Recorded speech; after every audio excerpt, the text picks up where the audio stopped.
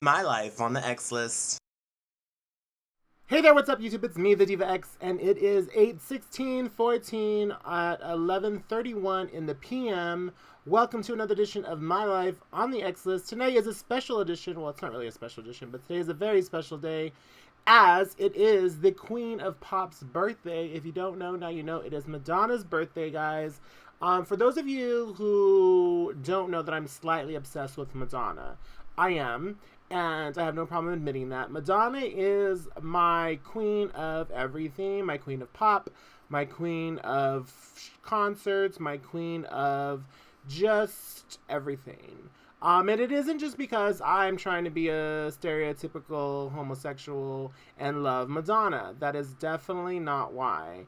To me, and I've shared this I think before on a few videos, Madonna's songs and albums and um, just the things that her albums, they just sync with my life and the things that I have gone through as I was growing up and as I am here today, and just kind of where I am and the journey of this me and who I am as a person. So, with that being said, like one of the things that really solidified, or one of the albums, or the album, which is my favorite Madonna album of all time, that solidified her as my queen, what is the Ray of Light album. That is the album for me. I mean, I liked Madonna up until then, and I have liked Madonna since then, but that was the album to me that just really kind of made me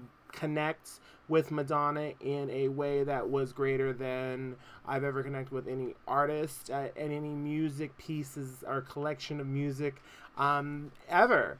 And so it's not just because, she's, Madonna and all the gays love her. It's not that at all. And really, honestly, I feel like one of my earliest childhood memories is listening to Madonna, the track Angel, when I was a kid. My mom was a DJ at a local club, bar, whatever you want to call it.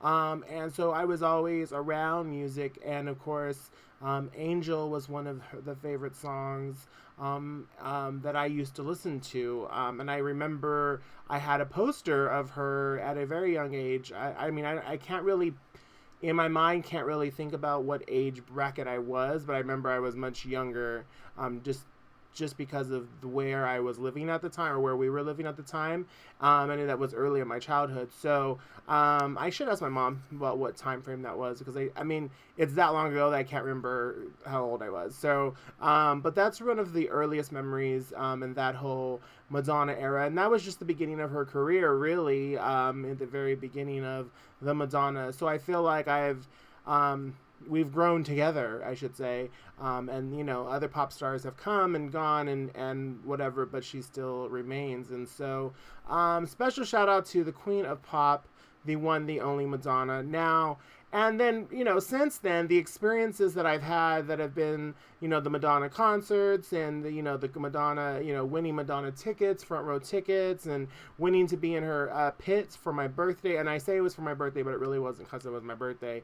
For the reinvention tour, being in the pits in the San Jose show. Just kind of the experiences that I've been able to connect with. And never have I met her, and I would really have loved. It's still kind of on my to-do list, but meeting Madonna is not something that you get to do or experience every day.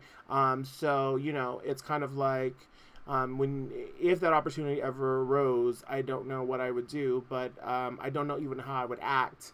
I feel like I've thought, I've thought many a times what I would do and how I would act. And this is going to sound corny, but I've even had dreams that I've met Madonna, and I'm not going to explain the full process of the dream, but it was very, like, stuck in that moment, because I really had an eagle's eye view of me meeting Madonna, and it was just kind of like,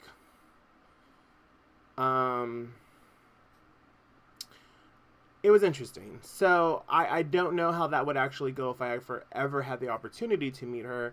And that, I mean, that I ever will have the opportunity to meet her, let's be honest, because she's Madonna and, you know, whatever. But however, let's move it forward. So yeah, I mean, it's not just because, oh, I have an itchy right here. I don't know why, my titty itch. Yeah, what else has been going on? Well, so I recorded this Beyonce on the Run tour concert review, and it took 30 minutes to record the actual review, which is me talking. And so now I've already pieced together all the parts. It's a now 2-part video. The first part I tried to keep as small as possible, and I guess I really was bottom heavy on as far as the footage. Bottom heavy. Hello. As far as the footage of the concert that I shot for the second part, because I feel like those were more of the moments that I was waiting for, that dress especially. And seeing the video that I have on there is not even the full video that I have, because I just didn't want the video to be forever, and granted this kind of is forever long, but I mean, I literally have over an hour of footage, just of footage, and I think the review in total is just about an hour, but it's with me talking interjected and then some concert footage. So please take the time. I mean, if you you know, you don't have to, but please take the time if you have the opportunity to watch them. I mean, I feel like I say a lot of the same things about the performances because it was just everything, and they just were serving it up. As I was listening to it back, I was like trying to edit it a lot, not editing it out, but any repetitive stuff I was saying, I was just kind of like trying to minimize it, because I think I was just overwhelmed by the excitement of what I was, you know, experiencing in. Because how I recorded it is I watched the footage back as I was recording it, without sound, but and so I just like in re-experiencing that, and even in watching the final edit back of the part 2, I got a little teary-eyed at the end. So that's legit, and that's real, and that's just kind of, I love music, and music to me, it takes you to a journey, and that's what it's supposed to do. It takes you to a place of good memories. It takes you to a place of, I mean, and some, you know, some music will connect you to a negative place. But if you're here today, then that means it was an experience that you lived through, and, you know, it's something that you've overcome. So I'm a very, very, very, very, very big fond believer of that. And, again, music is, the soundtrack to my life, and Madonna is a big part of that, and I don't know why we got back to Madonna, but now, you know, the evolution of arts and music, and it is what it is, and you know, all these new artists who aren't, who I, you know, even though there's new artists that come out, I can listen to their album, you know, here and there and once or twice, but very few albums do I put on heavy rotation, meaning I can listen to them over and over and over and over and over and over again and not get bored of them. And so it's real hard. I don't know, music's changed a lot. It's very overproduced, I feel. You know, certain artists I can, you know, pick out an artist and play their albums over, and I think those also are the ones that connect me to happier times or happier places in my life. So yeah.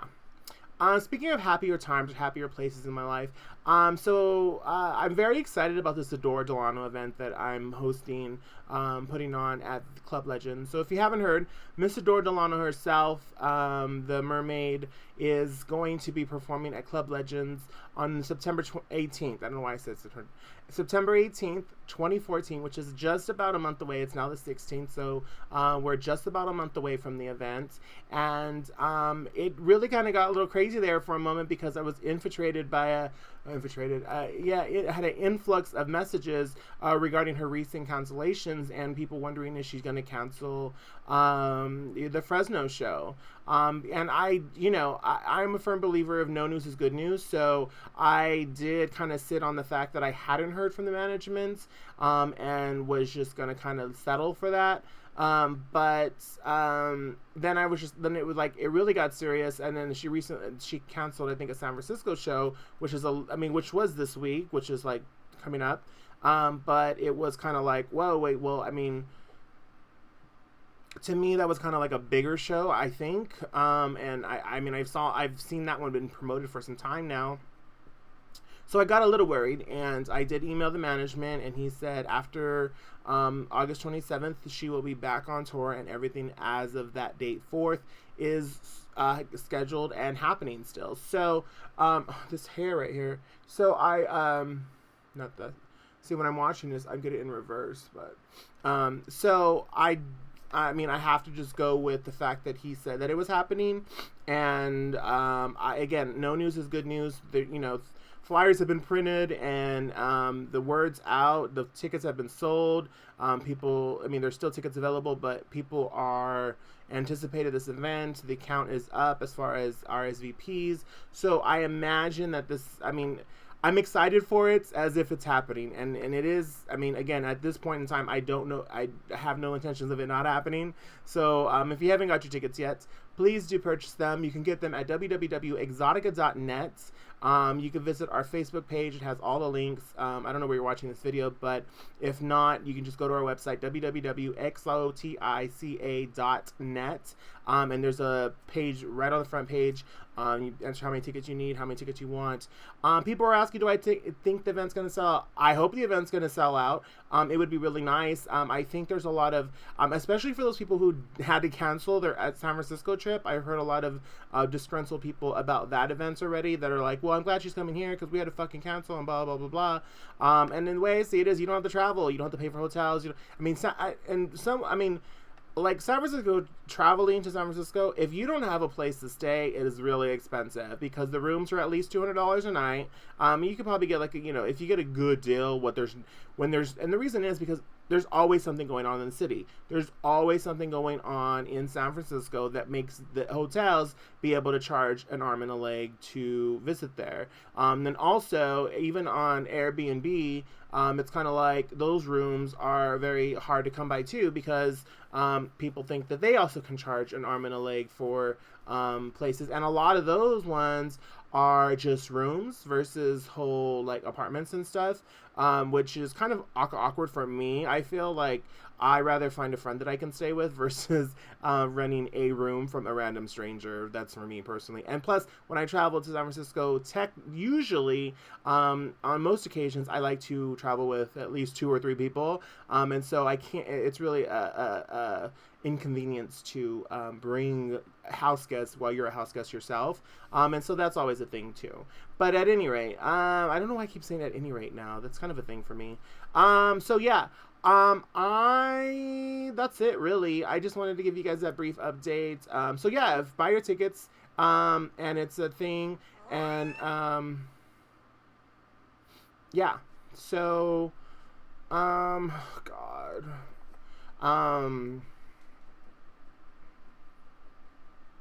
party. That's all I can say. Yeah, come enjoy Adore Delano with us. Come and join us every Thursday at the Exotica show. This week is the Battle of the Bee. I'm super excited about that because I love me some Beyonce. You guys know how I feel about Beyonce already now. So that's happening. I have this itchy right here and it's not going away. It's not cute either. Ow, Liet. Yeah. So, dark lipstick. I'm living for the dark right now. I'm in a dark place with a few things in my life, personal relationships and stuff. So I'm wearing a lot of dark lipstick just to show my emotions in that way. But that's okay. I mean, life happens, and then you fucking draw your lipstick dark. Thanks, lipstick. Thanks, Current lip liner. I love that Current lip liner. I've always loved the Current lip liner. I've worked this lip liner since I started doing drag. That was the first lip liner I ever bought, and I love that wine, that deep wine. If those you can see in all my pictures from way back in the way back. This wine, fucking lip liner from MAC is everything. And what I like about it most, you can blend it out, and then it kind of does more of a plum, like a light plum, or you can leave it dark the way I have it, on the lip right there. So I love that. But anyhow, thank you guys for watching. That was a sidebar. That was way random. But anyways, yeah, like, share, subscribe, all that fun stuff. And then, let me fix that right to the center. All right, I'm leaving, but anyways, it doesn't really matter. So yeah, all right, cool. Thanks. Bye-bye. Madonna dance party!